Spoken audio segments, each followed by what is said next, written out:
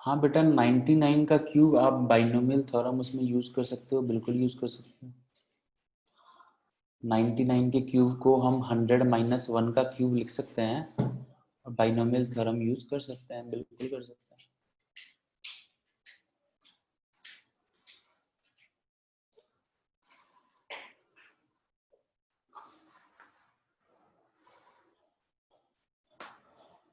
बिल्कुल ठीक है बेटा।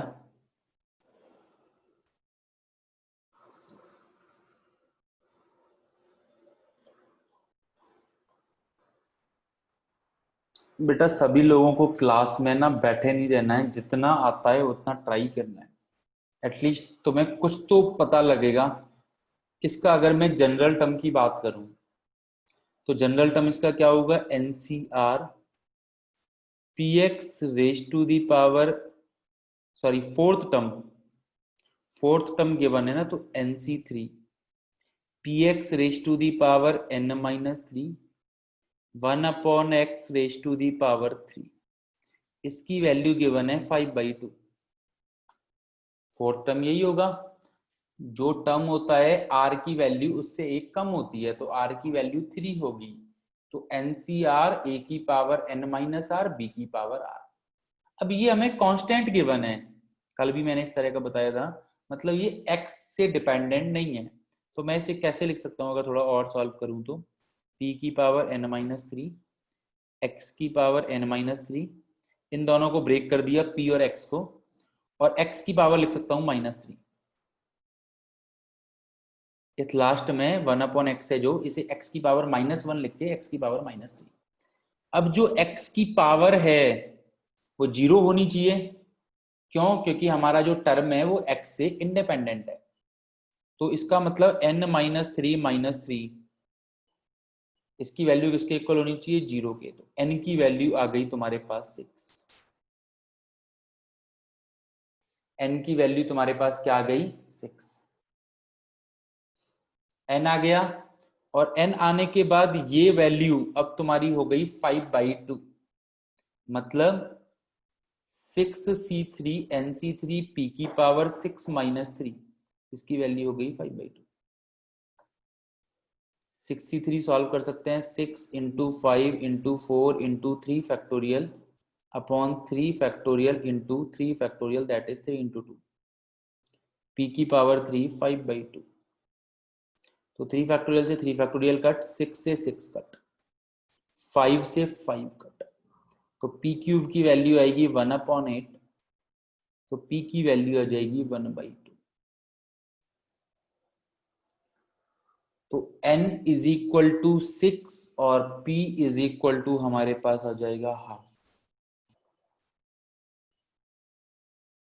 सो यू कैन सी कि क्वेश्चन में ऐसा खास कुछ भी इंपॉर्टेंट नहीं था, ऐसा कोई दिक्कत नहीं थी क्वेश्चन में। बस हमें क्या करना था कि पहले फोर्थ टर्म लिखा, फिर हमने देखा यार हमें जो गिवन है उसमें तो x की पावर है ही नहीं, तो अगर x की पावर नहीं है तो x की पावर को मैंने 0 के इक्वल कर दिया, 0 के इक्वल कर दिया तो मुझे n की वैल्यू मिल गई 6। अब मुझे n मिल गया, तो ये जो मेरा टर्म है NC3 p की पावर n-3, ये किसके इक्वल हो जाएगा, 5/2 के। NC3 मतलब 6c3, n की वैल्यू 6 हम ऑलरेडी निकाल चुके हैं, p की पावर 6-3 इज इक्वल टू 5/2। अब 6c3 सॉल्व करना तुम्हें आता है, बस यहां से p की वैल्यू निकालना, ये तो 7th 8th क्लास का टाइप का हमारे पास क्वेश्चन हो जाएगा कि हमें वैल्यू निकालनी है, बस एक इक्वेशन है। अच्छा, I hope this is clear to everyone.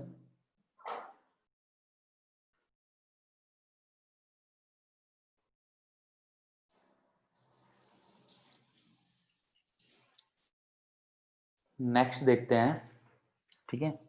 इस तरह के क्वेश्चन जनरली थोड़े से ये n के टर्म्स में थोड़े से खेलते हैं। इसमें क्या जैसे इसमें हमें 1+x⁴n, इसके एक्सपेंशन में हमें बोला है coefficient of 5th 6th 7th terms are in AP।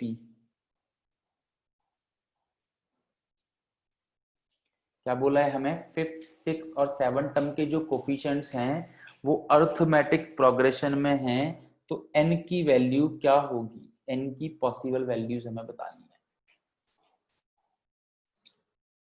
So try करो जितना भी तुम्हें समझ में आ रहा है, फिर हम डिस्कस करते हैं। जो 1 स्टेप 2 स्टेप 3 स्टेप 4 स्टेप जितने भी समझ में आ रहे हैं, डज नॉट मीन कि आई एम एक्सपेक्टिंग कि तुम n की वैल्यूज निकाल के ही मेरे सामने रख दो। मैं बस इतना एक्सपेक्ट कर रहा हूँ कि जितना हमें समझ में आ रहा है उतना हम क्वेश्चन अटेम्प्ट करें।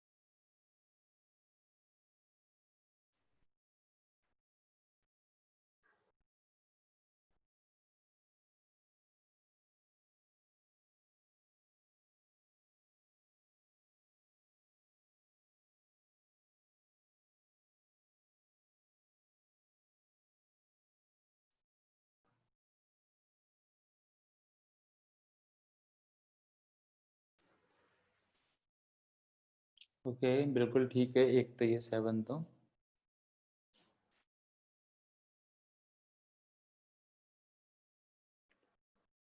आर की वैल्यू तो बेटा बोला है ना, 5th 6th और 7th टर्म्स, आर की वैल्यू तो वहीं से पता लग जाएगी।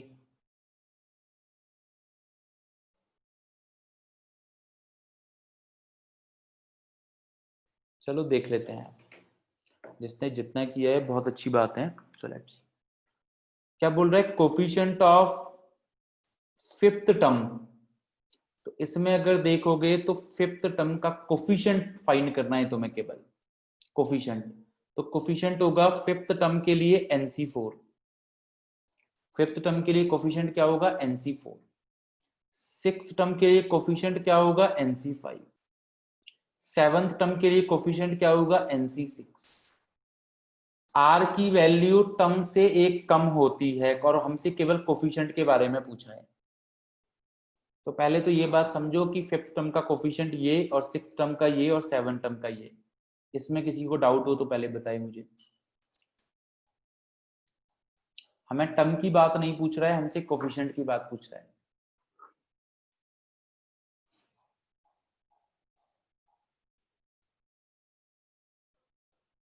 एक कम होती है बेटा, टर्म से एक कम होती है, टर्म से एक कम होती है, ज्यादा नहीं होती। ठीक है। अब अगर 3 numbers are in AP, that means second वाले का twice is equal to first plus third.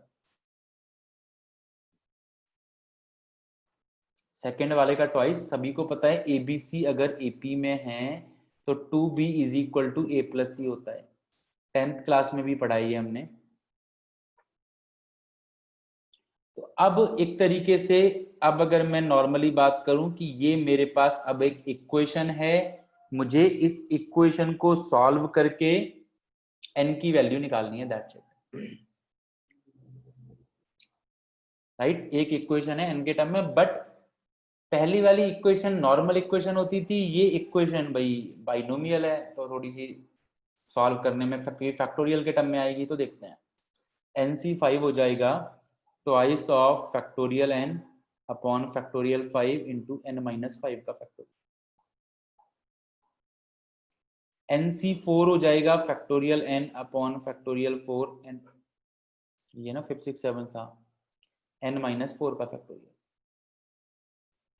nc6 हो जाएगा factorial n upon factorial 6 n-6 का फैक्टोरियल।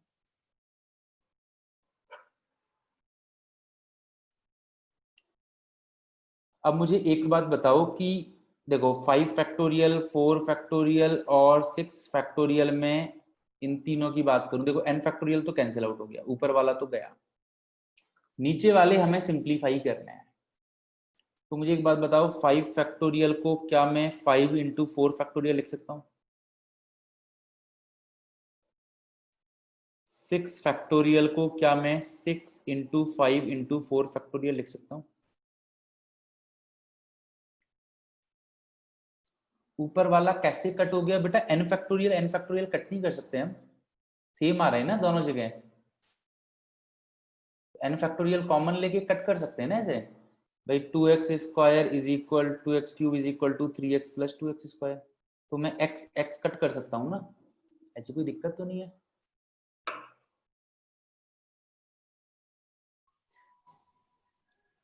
यस बेटा बोलो।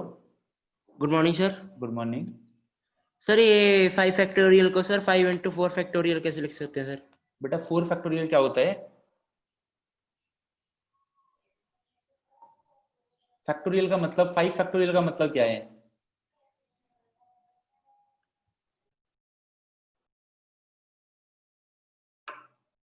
एटलीस्ट ये तो हमें पता होना चाहिए ना कि 5 factorial is what, 5 into 4 into 3 into 2 into 1।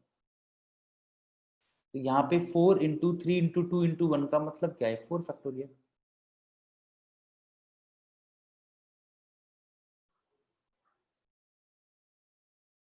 तो ये तो पहले बार तो हम देख नहीं रहे। यस बेटा यस बोलो। सर म्यूट होगा सर, ये पता था। अच्छा ठीक है।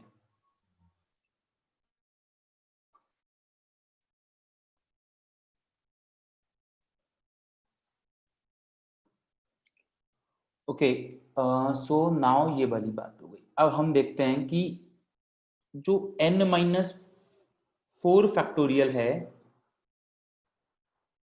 इसे मैं लिख सकता हूं n-4 इंटू n-5 का फैक्टोरियल। भाई n-4 से छोटा क्या होगा? n-5 ही तो होगा। n से छोटा क्या होता है? जैसे I'll give you example, factorial n, ये क्या है? n into n-1 into n-2, ऐसे ही करके नेचुरल नंबर 2 इंटू 1। तो क्या मैं इसे n इंटू n-1 का फैक्टोरियल लिख सकता हूँ ना? वही वाली बात है, 5 factorial is equal to 5 into 4 factorial, एक कम करके। तो n-4 फैक्टोरियल को सिमिलरली मैं क्या लिख सकता हूं? n-4 इंटू n-5 का फैक्टोरियल। या मैं इसे ये भी लिखना चाहूं तो ये भी लिख सकता हूं n-4 into n-5 into n-6 का फैक्टोरियल। बेटा आप मुझे ये बताओ 5 फैक्टोरियल को हम 5 इंटू 4 फैक्टोरियल लिख सकते हैं, ये बात हमें पता है। अगर मैं ऐसे ही n फैक्टोरियल लिखना चाहूं तो मैं n फैक्टोरियल को n इंटू n-1 फैक्टोरियल नहीं लिख सकता? जैसे 5 फैक्टोरियल को 5 इंटू 4 फैक्टोरियल लिखा है, ऐसे ही n फैक्टोरियल को क्या होता है? नेचुरल नंबर एक एक करके सब्ट्रैक्ट ही तो होते हैं ना। तो ऐसे ही n फैक्टोरियल को हम n इंटू n-1 का फैक्टोरियल लिख सकते हैं, सेम मेथड से। सिमिलरली अगर मैं n की जगह पे n-4 पुट करता हूं तो मैं n-4 फैक्टोरियल को क्या लिख सकता हूं? n-4 इंटू और 4 माइनस 1 5 हो जाएगा n-5 का फैक्टोरियल। ये नहीं लिख सकता मैं इसे, राइट? तो बेसिकली क्या है कि मैं n-4 फैक्टोरियल को ये लिख देता हूं। मैंने ये ही क्यों लिखा? जिससे कि मेरे n-6 फैक्टोरियल कैंसिल आउट हो जाएं। मैं सबसे छोटे के लिए देख रहा हूं, जैसे कि मैंने 5 फैक्टोरियल को ये लिखूंगा, 6 फैक्टोरियल को ये लिखूंगा, जिससे कि मेरे 4 factorial 4 factorial 4 factorial cancel out हो जाए सबसे छोटे से। तो n-4 n-5 और n-6 में सबसे छोटा क्या है? सबसे छोटा है n-6। सिमिलरली n-5 फैक्टोरियल को मैं क्या लिख सकता हूं, n-4 इंटू n-5 का फैक्टोरियल।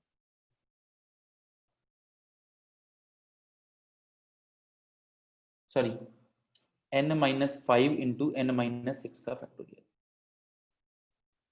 अब ये सारी वैल्यूज में पुट कर देता हूं,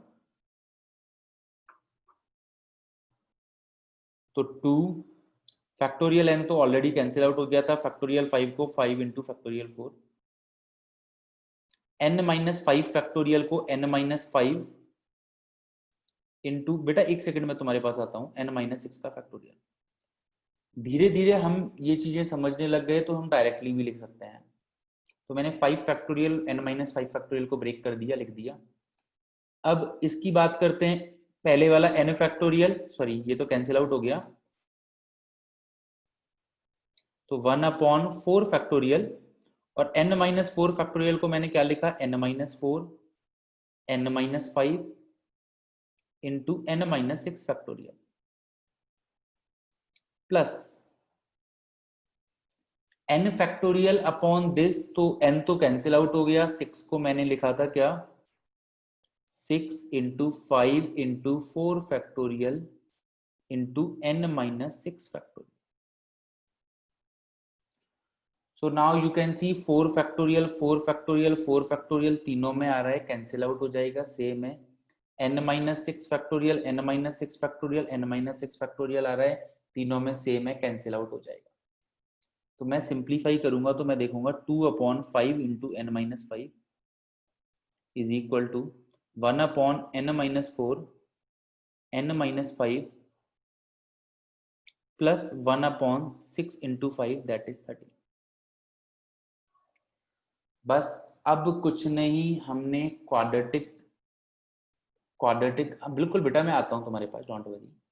फिर कुछ नहीं, हमें ये इक्वेशन सॉल्व करनी है, आप उस पर अटके मत रहो, आगे समझो, मैं स्टार्ट दोबारा से एक बार बता दूंगा, उस पर स्टक मत हो जाओ। 2/5 इंटू n-5, मैंने यहां से एलसीएम ले लिया, that is 30 into n-4 n-5, तो यहाँ पे आया 30 और यहाँ पे आया n-4 n-5, n-5 से n-5 कट, 5 से 6 टाइम्स कट। अब क्रॉस मल्टीप्लाई कर देता हूं, तो ये हो जाएगा 12 n-4 लेफ्ट हैंड साइड में। अब बस सिंप्लीफाई करते हुए जाना है, अब तो कोई बड़ी बात है नहीं, और लेफ्ट हैंड साइड हो जाएगा हमारे पास, इसको मैं मल्टीप्लाई करूंगा, तो हो जाएगा 30 प्लस n² माइनस 9n और 4 into 5 20, so 12n minus 48 is equal to n² minus 9n plus 50, तो 12n यहाँ पे गया, n² माइनस 21n, और ये यहाँ पे ऐड होके आ गया 98।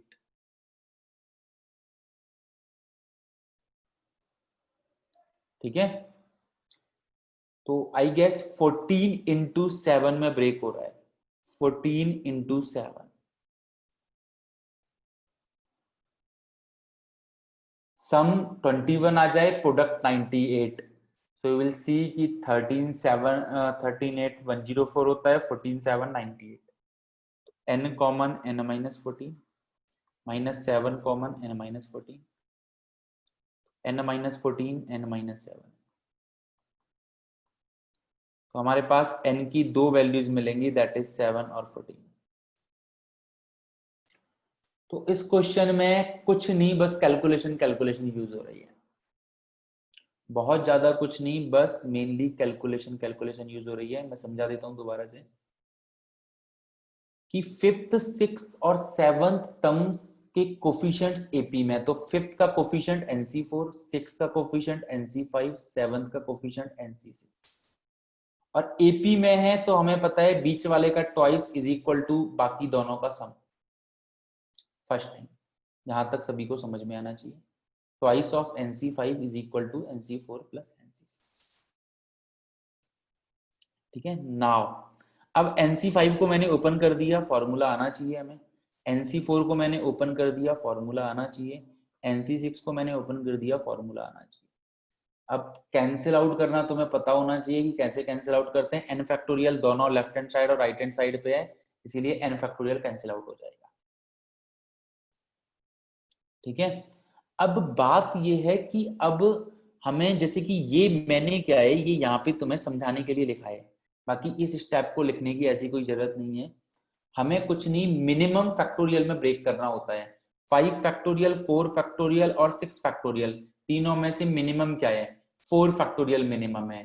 तो मैंने क्या किया, 5 फैक्टोरियल को लिखा 5 इंटू 4 फैक्टोरियल, 6 फैक्टोरियल को लिखा 6 into 5 into 4 factorial, first time. अब n-5, n-4, n-6, तीनों में सबसे छोटा क्या है मुझे बताओ? n-6 सबसे छोटा है, जिसमें ज्यादा सब्ट्रैक्ट हो रहा है वही सबसे छोटा आएगा। तो तीनों में से सबसे छोटा क्या है? n-6। तो मैंने क्या किया, इन तीनों को ही n-6 फैक्टोरियल के टर्म्स में लिखा। तो n-4 फैक्टोरियल को हम क्या लिख सकते हैं? n-4, n-5, n-6 factorial. n-5 factorial को हम क्या लिख सकते हैं? n-5, n-6 factorial. तो ये लिखने की जरूरत नहीं थी, मैं यहीं से डायरेक्ट भी हम लिख सकते थे, ये बातें समझ में आ जाती हैं हमें। तो मैं इसे डायरेक्टली लिख देता n-5, n-6 का फैक्टोरियल। तो 5 फैक्टोरियल को मैंने लिखा 5 इंटू 4 फैक्टोरियल, और n-5 फैक्टोरियल को n-5 इंटू n-6 फैक्टोरियल। एक सब्ट्रैक्ट करके लिखते हैं। किसी भी फैक्टोरियल को ब्रेक करना होता है, एक एक सब्ट्रैक्ट करके लिखते जाते हैं। मतलब 5 फैक्टोरियल को अगर मुझे ब्रेक करना है तो मैं लिख दूंगा 5 इंटू 4 इंटू 3 फैक्टोरियल लिख सकता हूँ, 5 इंटू 4 फैक्टोरियल भी लिख सकता हूँ। सिमिलरली मुझे किसी भी फैक्टोरियल, मुझे n-8 फैक्टोरियल को ब्रेक करना है तो मैं लिख सकता हूँ n-8, n-9 फैक्टोरियल। एक सब्ट्रैक्ट करके लिखते हैं, एक सब्ट्रैक्ट करके। मैं इसे ऐसे भी लिख सकता था n-8, एक सब्ट्रैक्ट करके n-9, फिर एक सब्ट्रैक्ट करके n-10 फैक्टोरियल। अगर मुझे 3 टर्म्स चाहिए होते तो मैं n-11 फैक्टोरियल लिख देता। इसी तरह से मैंने सारे ब्रेक कर दिए। फिर मैंने देखा n-6 फैक्टोरियल कॉमन आ रहा है, कैंसिल आउट। 4 फैक्टोरियल कॉमन आ रहा है, कैंसिल आउट। फिर जो मेरे पास टर्म बचे थे, लेफ्ट हैंड साइड बचा था 2/5 into n-5, you can see. Right hand side में यहाँ पे बचा था 1/n-4 n-5 plus 1/30। That's it. इसके बाद तो आई गेस मुझे समझाने की जरूरत नहीं है, ये तो तुम लोगों ने पहले से भी करे हुए हैं। एलसीएम लो, क्रॉस मल्टीप्लाई करो, क्वाड्रेटिक बनेगी, क्वाड्रेटिक सॉल्व करो। तो कंसेप्ट था वो यहाँ पे खत्म हो जाता है आके। अब तुम अगर घर पे पेन पेपर यूज करोगे तो इसको तो तुम खुद भी सिंप्लीफाई कर सकते हो। इसकी एक ट्रिक यही है, अगर ऑप्शन गिवन है तो हम ऑप्शन चेक कर सकते हैं बस। इसकी एक ट्रिक यही है कि अगर हमें ऑप्शन गिवन है तो हम ऑप्शन चेक कर सकते हैं, बाकी और तो ऐसा कुछ है नहीं।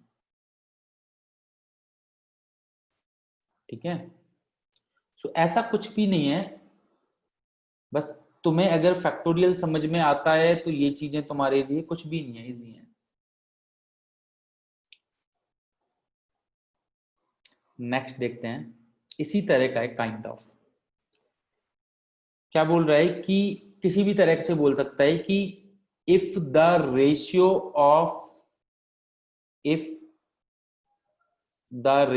ऑफ coefficients of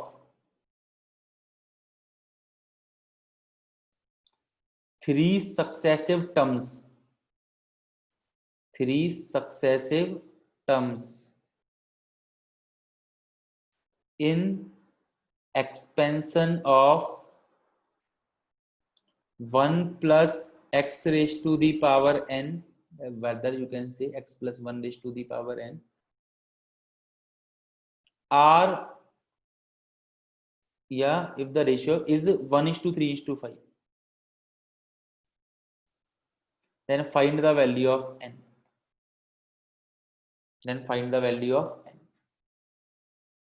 इस क्वेश्चन को उल्टा भी ऐसे भी पूछ सकता है, उल्टा नहीं मतलब ऐसे पूछ सकता है, if the ratio of coefficients of r minus 1th term, rth term और r प्लस 1th टर्म। देखो बात वही है, 3 सक्सेसिव टर्म्स, बात वही है, बात अलग नहीं है। ये क्या है, तीनों सक्सेसिव टर्म्स ही तो हैं। r-1, r और r+1 ये क्या है, तीनों सक्सेसिव टर्म है, एक के बाद एक ही तो है। ठीक है, तो तुम्हें इस तरह से भी पूछ सकता है या इस तरह से पूछ सकता है। क्या if the ratio of coefficients of 3 successive terms in the expansion of 1 plus x raised to the power n is 1:3:5। तो हमें कोफिशिएंट्स का रेशियो गिवन है, दैट इज 1:3:2। ये भी बड़ा क्वेश्चन पड़ेगा, लेंथी है थोड़ा, पर इससे तुम्हें है कुछ नहीं, फैक्टोरियल के फंडे हैं बस। ठीक है, या ऐसे भी क्वेश्चन आ सकता है कि if the ratio of coefficients of r-1th term, rth term और r+1th term in the expansion of 1 plus x raised to the power n is 1:3:5, and find the value of n और r की value भी पूछ सकता है। ऐसी terms कौन कौन सी होंगी, ऐसी टर्म्स कौन कौन सी होंगी।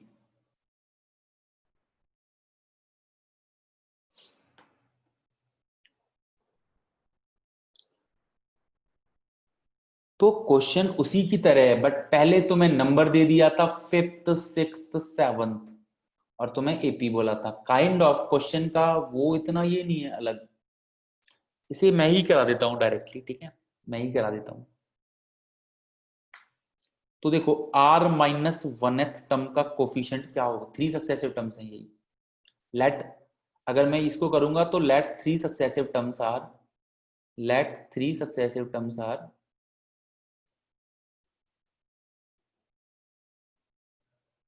tr-1 tr+1। अब इसका कोफिशिएंट तुम्हें पता है क्या होता है, NCr-2, एक कम होता है। ये r-1 है तो इससे एक कम हो जाएगा r-2।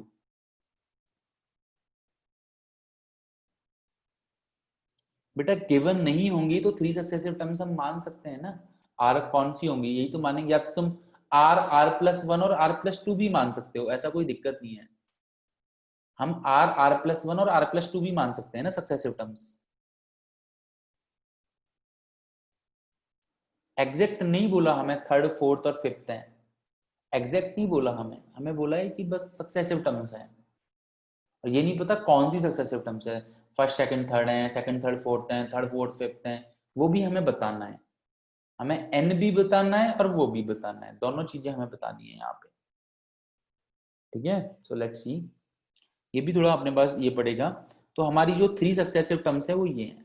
क्वेश्चन में गिवन भी हो सकता है, जैसे मैंने बताया था 2 तरह से पूछ सकता है, r-1th rth और r+1, ऐसे भी पूछ सकता है।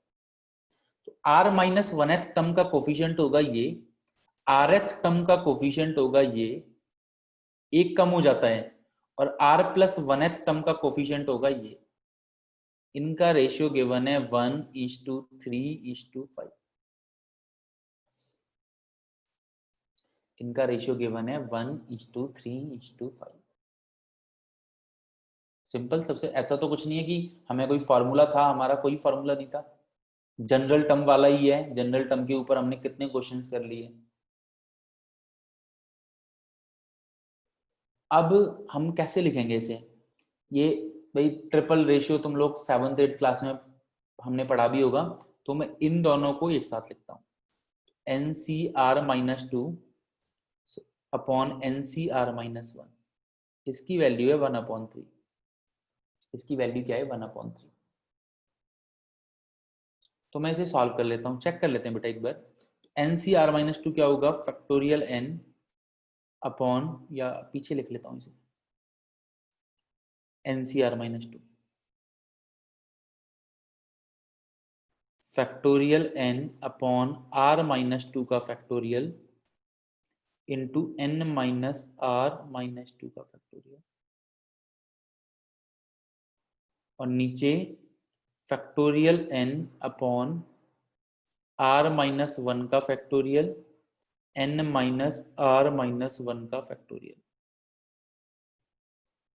Is equal to 1/3। अब ये तुम्हें देखने में बड़ा लगेगा पर बड़ा है नहीं। n फैक्टोरियल से n फैक्टोरियल कट। अब ये वाला टर्म ऊपर पहुंच जाएगा, दैट इज r माइनस 1 का फैक्टोरियल, और ये हो जाएगा n माइनस, ब्रैकेट हटाऊंगा तो ये, फिर ये r माइनस 2 का फैक्टोरियल, ब्रैकेट हटाऊंगा तो n माइनस r प्लस 2 का फैक्टोरियल। अब मुझे ये बात बताओ, इन दोनों में कौन बड़ा है, ऊपर वाला या नीचे वाला? r माइनस 1 और r माइनस 2 में से ऑब्वियसली r माइनस 1 बड़ा है, तो मैं r माइनस 1 को कैसे लिखूंगा?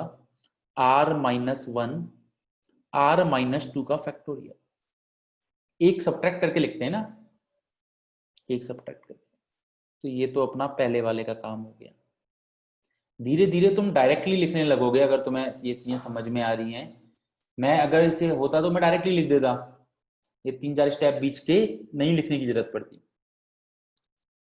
अब इन दोनों में से कौन बड़ा है? ये +1 है, ये +2 है, तो ऑब्वियसली +2 वाला बड़ा होगा, +1 वाला तो बड़ा होगा नहीं। यहाँ पे ये +1 है, ये +2 है, तो मैं इसको कैसे लिखूंगा? n माइनस, इसको ऊपर वाले को ऐसे ही छेड़ देता हूँ, छोड़ देता हूँ। नीचे वाले को कैसे लिखता हूँ? n माइनस r प्लस 2, और इसमें से एक सब्ट्रैक्ट करूंगा तो हो जाएगा n माइनस r प्लस 1 का फैक्टोरियल। फैक्टोरियल कैसे ब्रेक होता है? This into that -1। बेटा +1 कैसे आया? अगर आप माइनस को अंदर लेके जाओगे तो +1 नहीं हो जाएगा, ये माइनस माइनस। सिमिलरली माइनस को यहाँ पे लेके जाओगे, मल्टीप्लाई करोगे तो +2 नहीं हो जाएगा। So now you can see r minus 2 factorial से r माइनस 2 फैक्टोरियल कट, ये से ये कट। तो अपने पास क्या आया? r minus 1 upon n minus r plus 2 is equal to 1/3। r minus 1 upon n minus r plus 2 is equal to 1/3। बस हमें फैक्टोरियल कट करना आना चाहिए। फैक्टोरियल कट कैसे करते हैं? Cross multiply 3r minus 3 is equal to n minus r plus 2। तो यहां से हमारे पास इक्वेशन आ जाएगी n minus 4r plus 5 is equal to 0। Equation number 1। Equation number 1।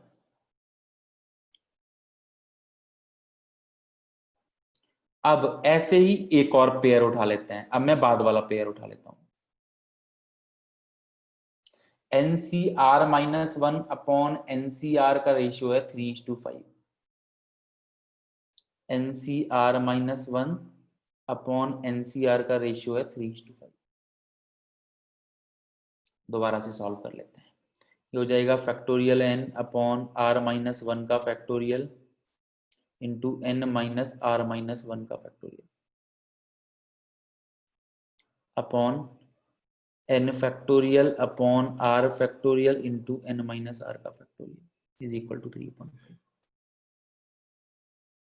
कर कुछ नहीं रहे, बस स्टेप बाय स्टेप लिख रहे हैं। अगर तुम स्टेप्स लिखने में आलस दिखाओगे तो दिक्कत आएगी हमें। n फैक्टोरियल से n फैक्टोरियल कट। अब ये अपना ऊपर पहुंच जाएगा,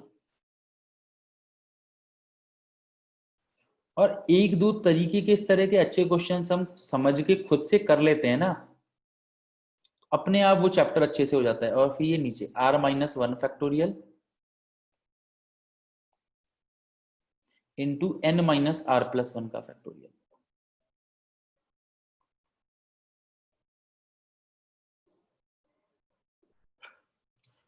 अब मुझे बताओ दोनों में से कौन बड़ा है, r या r माइनस 1? सर r बड़ा है, तो ऊपर वाले को r को लिख दिया r इंटू r माइनस 1 का फैक्टोरियल, और ये नीचे ये तो कट। अब n माइनस r बड़ा है या n माइनस r प्लस 1? तो ऊपर वाले में एक ऐड हो रहा है नीचे आके, ऊपर वाले में नीचे वाले से, सॉरी नीचे वाले में ऊपर वाले से ऐड हो रहा है, मतलब नीचे वाला बड़ा है। ऊपर वाले को ऐसे ही लिखा मैंने, और नीचे वाले को लिखा n माइनस r प्लस 1, और इसमें से एक सब्ट्रैक्ट करके फैक्टोरियल लगाना है।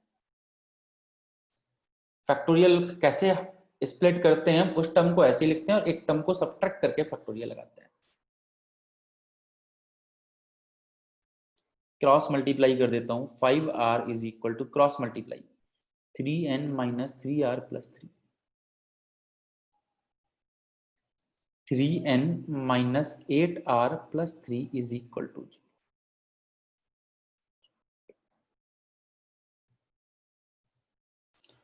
दो इक्वेशंस आ गई, फर्स्ट और सेकंड। फर्स्ट क्या थी, n minus 4r plus 5 is equal to 0। इन दोनों इक्वेशन हमें सॉल्व करनी नहीं आती, n और r की वैल्यू नहीं निकाल सकते हैं? बिल्कुल निकाल सकते हैं। कैसे? इंटू 2 कर देता हूँ इसमें, तो हो जाएगा 2n minus 8r plus 10 is equal to 0। अब मैं सब्ट्रैक्ट करूंगा तो n 8r से 8r कट और 3 minus 10 that is minus 7। n की वैल्यू हमारे पास आ गई 7।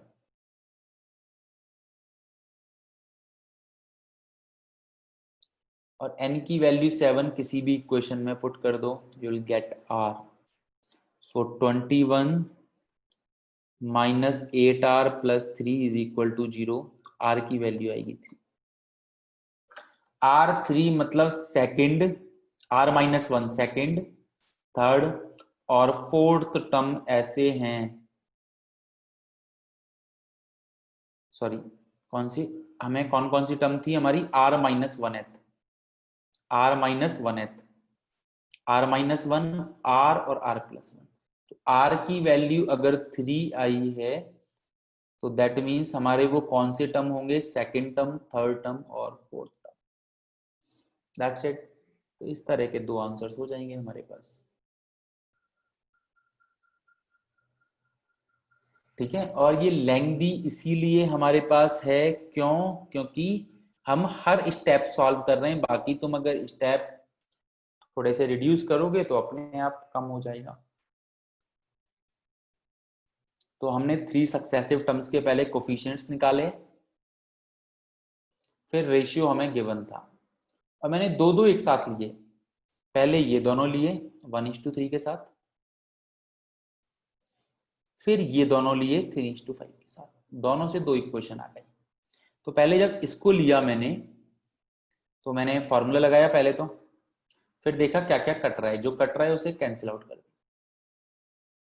फिर ये ऊपर चला गया, इसे ऊपर लिख दिया। अब इसके बाद बस यहाँ पे हमारा कंसेप्ट यूज हुआ कि हमें ये बात पता होनी चाहिए कि फैक्टोरियल्स को हम लोग कैसे कट करते हैं। पिछली बार भी मैंने बताया था फैक्टोरियल्स को, पिछली बार भी बस क्वेश्चन में यही था कि फैक्टोरियल को कट कैसे करते हैं। यहाँ पे फैक्टोरियल को कैसे कैंसिल आउट करेंगे कि इन दोनों में से कौन बड़ा होगा, और फिर एक को दूसरे के टर्म में लिखना है। फिर इन दोनों में से कौन बड़ा होगा, अब एक को दूसरे के टर्म में लिखना है। बस फिर तुम्हारा जैसे पहले हम 9th-10th में पढ़ते थे वही बन गई equation.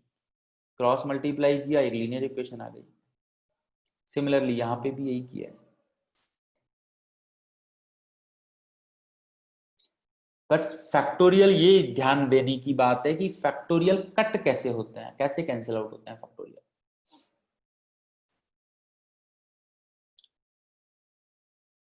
So I hope this is clear to everyone.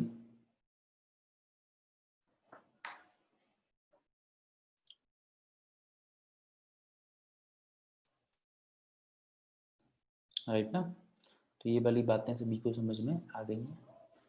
और किया हमने कुछ नहीं है, मेन फैक्टोरियल से डील करना सीखा है। अगर कोई देखेगा तो बहुत उसे टफ या बड़ा लगेगा, और कोई पेन पेपर चला के खुद करेगा, so this is the easiest thing. क्योंकि मैं खुद जानता हूं ना, 2-3 साल में, जैसे कि बच्चे क्या है, अरे फैक्टोरियल, तो फैक्टोरियल देखते ही भागते हैं।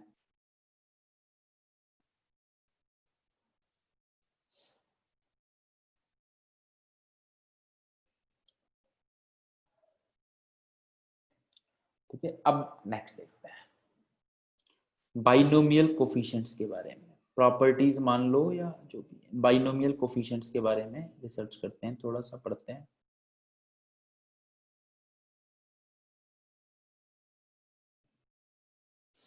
प्रॉपर हमारा है ही बाइनोमियल ही है पूरा, तो बाइनोमियल कोफिशिएंट का ही खेल है सारा। सो लेट्स सी। तो ये बात हमें पता है, 1 प्लस एक्स की पावर n क्या होता है, NC0 प्लस NC1x। बेटा डिपेंड करता है, जेई एग्जाम में हर बार चेंज भी हो जाते हैं, बट अभी जो पैटर्न चल रहा है, तो जेई के 2 एग्जाम होते हैं एडवांस के, जिसमें 54 क्वेश्चंस होते हैं। और जो मेंस का एग्जाम अभी आया है उसमें 25, 25, 25 तीनों में। बेटा थोड़ा सा और पढ़ लेते हैं, राइट। nc2x², ये एक कंसेप्ट और देख लेते हैं हम एटलीस्ट। ncn x⁴n, ये बात हम लोगों ने पढ़ी हुई है।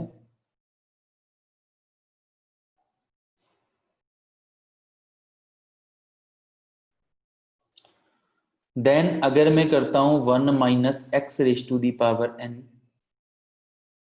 तो हमें पता है क्या होता है कि अल्टरनेट पॉजिटिव नेगेटिव आता है।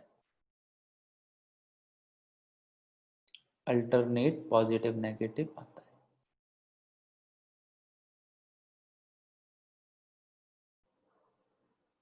इस तरह से चलती रहती है सीरीज, पता है, कोई बड़ी बात नहीं है। अब आते हैं फर्स्ट। अगर मैं पहले इक्वेशन में x की जगह पे 1 डाल देता हूं, अगर मैं फर्स्ट में क्या डाल देता हूं, x की जगह पे 1, so what I will get, मुझे क्या मिलेगा, मुझे मिलेगा left hand side 2⁴n, right hand side मिलेगा nc0 plus nc1 plus nc2 plus up to nc। मतलब सम ऑफ बाइनोमियल कोफिशिएंट्स कितना होता है, 2⁴n। Sum of binomial coefficients nc0, nc1 up to ncn, क्या है ये सारे बाइनोमियल कोफिशिएंट्स ही तो हैं। सम ऑफ बाइनोमियल कोफिशिएंट्स किसके इक्वल होता है, 2⁴n के।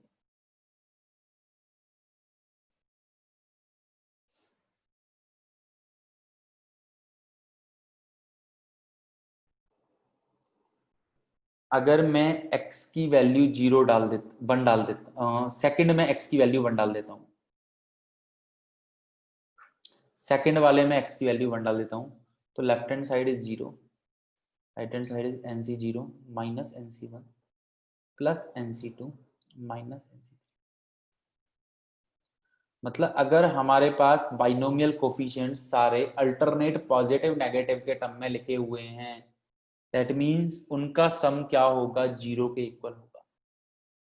अगर हमारे पास binomial coefficients alternate positive negative के टर्म में लिखे हैं, तो हमारे पास उनका सम क्या होगा, 0 के इक्वल होगा। ठीक है, so let's C some questions. जैसे मैं तुमसे पूछता हूं 8c0 plus 8c1 plus up to 8c8 की वैल्यू क्या होगी। If I will ask you कि 8c0 plus 8c1 plus up to 8c8, तो इसकी वैल्यू क्या होगी।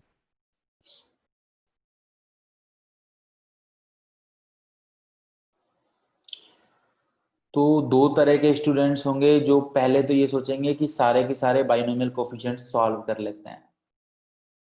भाई 8c0 की वैल्यू निकाल सकते हो, 8c1 की निकाल सकते हो, 8c2 की निकाल सकते हो, 8c3 सारी वैल्यूज निकाल भी सकते हो ना, निकाल सकते हैं। बट हमने पढ़ा है कि nc0 plus nc1 plus nc2 plus up to ncn, ये किसके इक्वल होता है, 2⁴n के। और आई होप इसमें ऐसी कोई दिक्कत नहीं है समझने में, केवल हमने फर्स्ट इक्वेशन में x की जगह पे 1 पुट किया है। तो बहुत ज्यादा तो गणित लगा ही नहीं कि कोई बहुत ज्यादा मैथमेटिक्स यूज कर लिया हो, बस x की जगह पे 1 पुट किया है और आ गया है। सो हमारा क्या लिख देंगे हम, डायरेक्ट 2⁴8, हम डायरेक्ट क्या लिख देंगे, 2⁵8।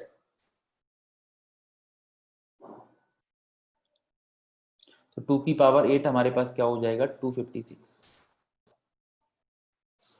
तो हमारा आंसर हो जाएगा 256। अब काफी बार इस तरह के क्वेश्चंस में एग्जामिनर ऐसे भी कर लेता है कि तुम्हें पूरा नहीं देता, इस तरह से दे दिया, सपोज करो मैंने 8c1 प्लस 8c2 प्लस इसी तरह से 8c7 तक की वैल्यू क्या होगी। एग्जामिनर ने क्या किया, पूरा नहीं दिया तुम्हें, और हमें जो 2⁴n सम पता है वो सारे बाइनोमियल कोफिशिएंट, मतलब nc0 से ncn तक का पता है। तो वो इस तरह से कुछ बाइनोमियल कोफिशिएंट्स हटा सकता है। एग्जैक्ट सारे ना दे, कुछ हटा दिए, बट हमें सम के लिए सारे पता होना जरूरी है। तो इसमें मैंने क्या किया, इसमें सारा सम बनाने के लिए मैंने 8C0 और 8C8 से ऐड किया और 8C0 और 8C8 से सब्ट्रैक्ट कर दिया, जिससे कि मेरे पास डायरेक्टली एक बाइनोमियल कोफिशिएंट्स के सम का फॉर्मूला बन जाए और मैं उसे अप्लाई कर सकूं। तो मैंने क्या किया, 8C0 और 8C8 से ऐड कर दिया और 8C0 और 8C8 से सब्ट्रैक्ट कर दिया। नाउ अब ये जो हमारे पास यहां तक के टर्म हैं, इनका सम मेरे पास डायरेक्टली हो गया 2 की पावर 8 और 8C0 की वैल्यू NC0 बताया है मैंने डायरेक्ट 1, 8C8 की वैल्यू, आंसर हो जाएगा हमारा 254। काफी बच्चे जल्दबाजी में 256 लगा जाते हैं या कुछ 255 लगा देते हैं 8C8 को काउंट करके बस। तो I hope second one is also clear to everyone.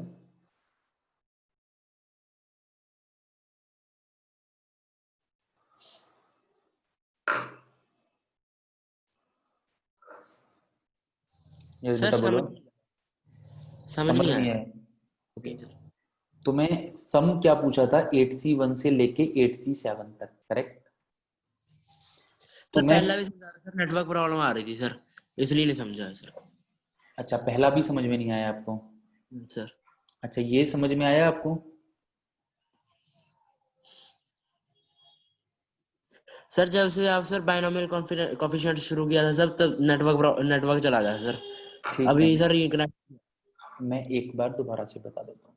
हाँ जी। अच्छा, आई होप ये वाली बात मैं ऑलरेडी बता चुका हूँ कि जनरली अगर नेटवर्क प्रॉब्लम से दिक्कत आए तो आप कोशिश करो उसे या तो लास्ट में पूछो या अपना वीडियो लेक्चर देखने के बाद एक बार समझने की कोशिश करो, समझ में आ जाता है। क्योंकि नेटवर्क प्रॉब्लम ऑलरेडी काफी लोगों का ये इशू आता है। ठीक है, सो लेट्स सी। तो हमारे पास 1 plus X raise to the power n हम पढ़ चुके हैं क्या होता है, that is NC0 plus NC0 प्लस NC1x प्लस, ये कोई बड़ी बात नहीं है। 1 माइनस एक्स की पावर n, ये भी हम पढ़ चुके हैं। अब अगर फर्स्ट इक्वेशन में मैं x is equal to 1 put करता हूं, अगर फर्स्ट इक्वेशन में मैं x is equal to 1 put करता हूं तो लेफ्ट हैंड साइड क्या होगा, 2 raise to the power n, और राइट हैंड साइड क्या होगा, NC0 plus NC1 plus up to NCn। तो यहां से हमें क्या समझ में आ रहा है कि सारे बाइनोमियल कोफिशिएंट्स का सम किसके इक्वल होता है, 2 की पावर n के। ठीक है, फर्स्ट थिंग। सेकंड, अगर मैं सेकंड वाली इक्वेशन में x is equal to 1 put कर देता हूं तो लेफ्ट हैंड साइड हो जाएगा 1 माइनस 1 0, तो 0 raise to the power n हो जाएगा 0, और राइट हैंड साइड हो जाएगा alternate positive negative, NC0 minus NC1 plus NC2 minus NC3 dash dash dash.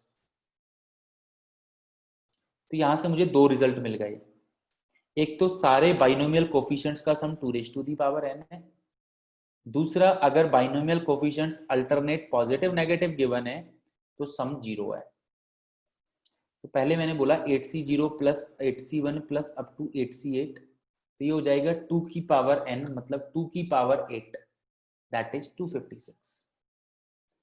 Now I am मतलब मैं अब क्वेश्चन पूछ रहा हूँ कि एग्जामिनर क्या करता है जनरली, कि सारे कोफिशिएंट्स देने की बजाय हमें कुछ कोफिशिएंट्स हटा देता है।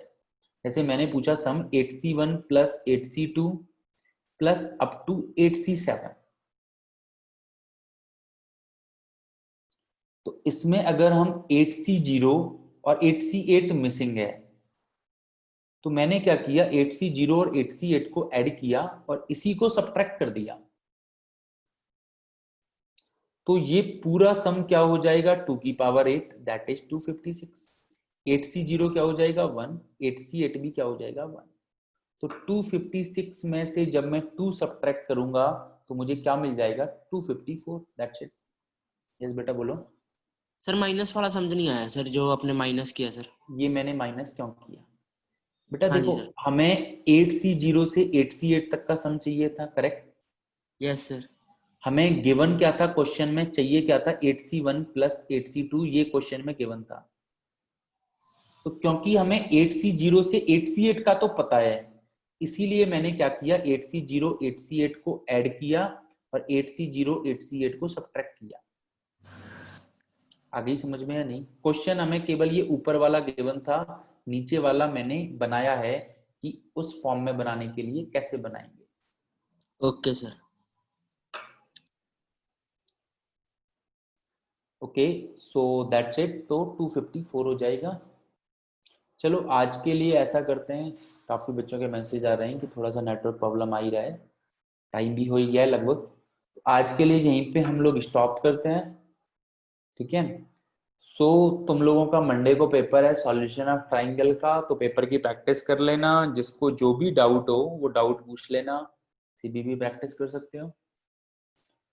So that's it. तो अगर कोई मीटिंग लीव करना चाहता है तो लीव कर सकता है। Bye bye, take care all of you. और जो कुछ डाउट या कोई बात अगर पूछना चाहता है तो वो पूछ सकता है, आइदर चैट के थ्रू या हैंड रेज करके, वट एवर।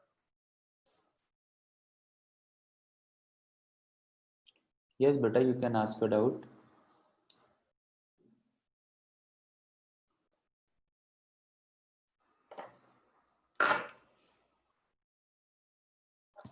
यस बेटा बोलो। 8C0 सर, 8C8 का सर वैल्यू 1 कैसे हुई सर? बेटा NC0 और NCN जब मैंने प्रॉपर्टीज बताई थी तो बताया भी था, NC0 और NCN की वैल्यू हमेशा 1 होगी। आप एक बार फॉर्मूला अप्लाई करके देखो, you will get to know. Okay sir. ठीक है, एनसीएन। NCR का फॉर्मूला आप एक बार अप्लाई करके देखो, या हमने डायरेक्ट रिजल्ट भी पढ़े हुए हैं, ठीक है, तो वहां से भी हम कर सकते हैं।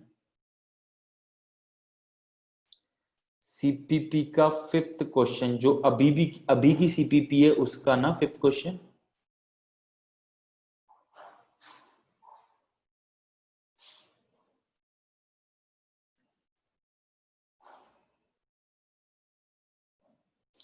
इन the triangle A plus C is equal to 2B, then A plus C upon इसकी वैल्यू किसके इक्वल हो, ठीक है। So let's see.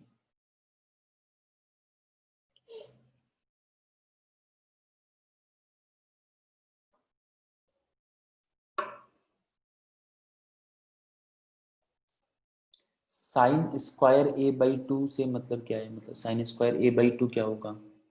Sine square A/2 को we can write 1 minus cos A upon 2। Cos A का formula क्या होता है? 1 माइनस 2 साइन स्क्वायर A/2। वहां से साइन स्क्वायर A/2 लगा सकते हैं, या साइन A/2 भी हमें पता है, वहां से भी साइन A/2 यूज कर सकते हैं। Sine A/2 is what, square root of S minus B, S minus C upon B C. यहाँ से तो डिपेंड करता है क्वेश्चन क्या है और कौन सा साइन स्क्वायर A/2 यूज करना है। Okay, so let's come to the 5th question CPP का। तो क्या बोल रहा है, A plus C is equal to 2B। अच्छा, सो एंगल के टर्म में एक रिलेशन गिवन है और एक तुम्हें पता है,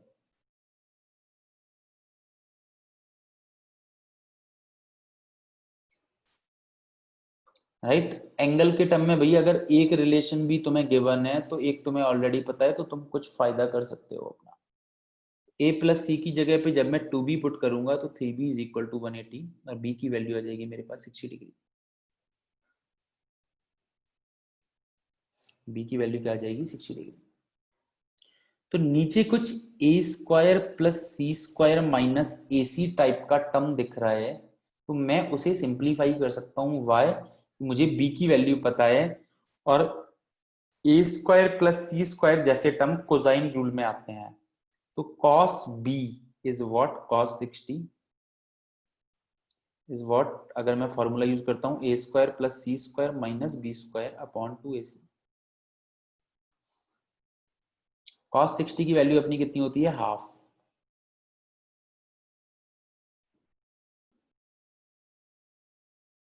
2 से 2 कट, तो A square plus C square minus B square तो यहाँ से a square plus C square minus A C की वैल्यू क्या आएगी b स्क्वायर।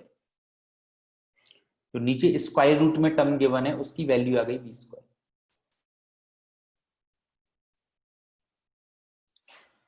अब अगर मैं पुट करूंगा तो मेरे पास क्या हो जाएगा एक तरीके से a plus C upon B.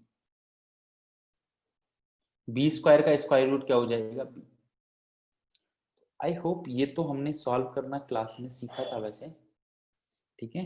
But चाहें तो हम अभी दोबारा से भी सॉल्व कर सकते हैं, ऐसी कोई दिक्कत नहीं है। ए को मैं क्या लिख सकता हूँ 2r साइन ए, सी को मैं क्या लिख सकता हूँ 2r साइन सी। अगर इस तरह से साइड्स का रेशियो गिवन होता है तो मैंने क्वेश्चन कराया भी है, हमेशा साइन रूल यूज होगा, साइन रूल यूज होगा ही पक्का। तो sine A plus sine C ऊपर 2 sine of A plus C by 2 cos A minus C by 2 और 2 sine B, B is 60 degree, sine B तो बी इज 60 डिग्री, तो B की वैल्यू हमें पता है 60 डिग्री, तो साइन बी हो जाएगा √3/2।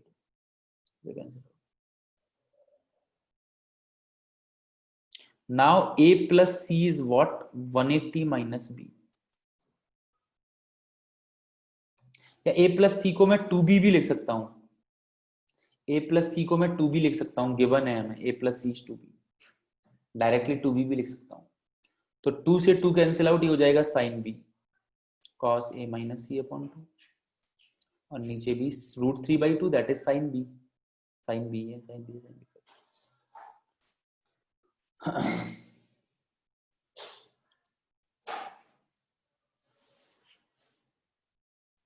बेटा एरिया यूज होगा तीनों के लिए, तीनों साइड्स पे परपेंडिकुलर है ना, तो एरिया के लिए हमें पता है 9th वाले क्वेश्चन में ए बी सी, सपोज करो this is altitude P1, this is altitude P2, this is altitude P3,